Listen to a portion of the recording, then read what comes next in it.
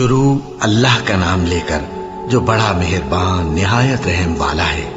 الف لام میم، یہ کتاب یعنی قرآن مجید، اس میں کچھ شک نہیں کہ اللہ کا کلام ہے، پرہیزگاروں کے لیے رہنما ہے، جو غیب پر ایمان لاتے اور آداب کے ساتھ نماز پڑھتے اور جو کچھ ہم نے ان کو عطا فرمایا ہے اس میں سے خرچ کرتے ہیں، اور جو کتاب اے پیغمبر تم پر نازل ہوئی اور جو کتابیں تم سے پہلے پیغمبروں پر نازل ہوئیں سب پر ایمان لاتے اور آخرت کا یقین رکھتے ہیں۔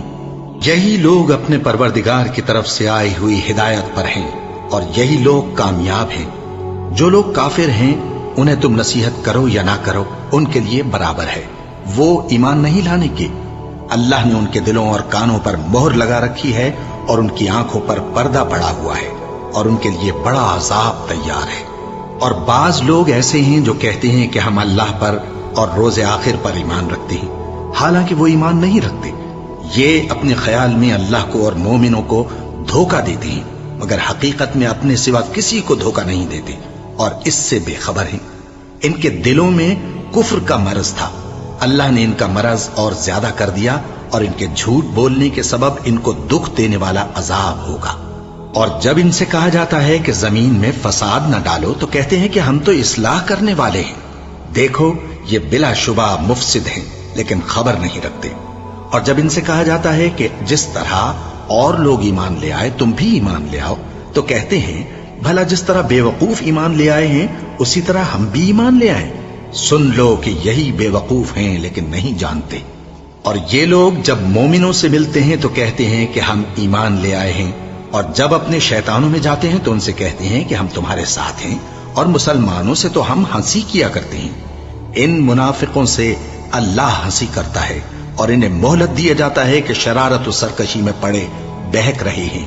یہ وہ لوگ ہیں جنہوں نے ہدایت چھوڑ کر گمراہی خریدی، تو نہ تو ان کی تجارت ہی نے کچھ نفع دیا اور نہ یہ ہدایت یاب ہی ہوئے۔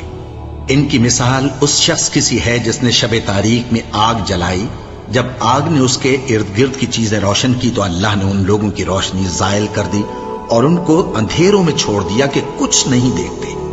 یہ بہرے ہیں، گونگے ہیں، اندھے ہیں کہ کسی طرح سیدھے رستے کی طرف لوٹ ہی نہیں سکتے۔ کیا ان کی مثال میں کسی ہے کہ آسمان سے برس رہا ہو اور اس میں اندھیرے پر اندھیرا چھا رہا ہو اور بادل گرج رہا ہو اور بجلی کوند رہی ہو تو یہ کڑک سے ڈر کر موت کے خوف سے کانوں میں انگلیاں دے لے۔ اور اللہ کافروں کو ہر طرف سے گھیرے ہوئے ہے، قریب ہے کہ بجلی کی چمک ان کی آنکھوں کی بصارت کو اچک لے جائے۔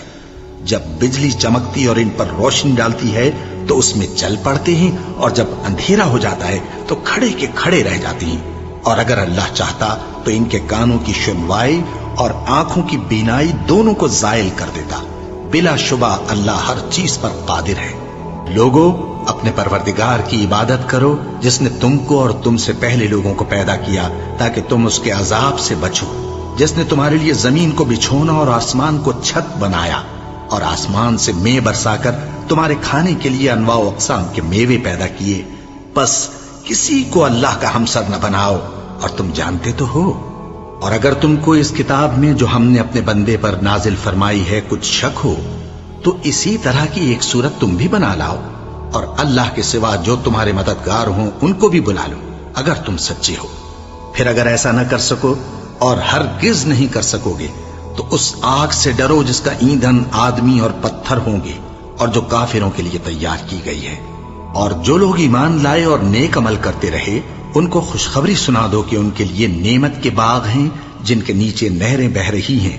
جب انہیں ان میں سے کسی قسم کا میوہ کھانے کو دیا جائے گا تو کہیں گے یہ تو وہی ہے جو ہم کو پہلے دیا گیا تھا، اور ان کو ایک دوسرے کے ہم شکل میوے دیے جائیں گے، اور وہاں ان کے لیے پاک بیویاں ہوں گی اور وہ بہشتوں میں ہمیشہ رہیں گے۔ اللہ اس بات سے آر نہیں کرتا کہ مچھر یا اس سے بڑھ کر کسی چیز مثلا مکھی، مکڑی وغیرہ کی مثال بیان فرمائے۔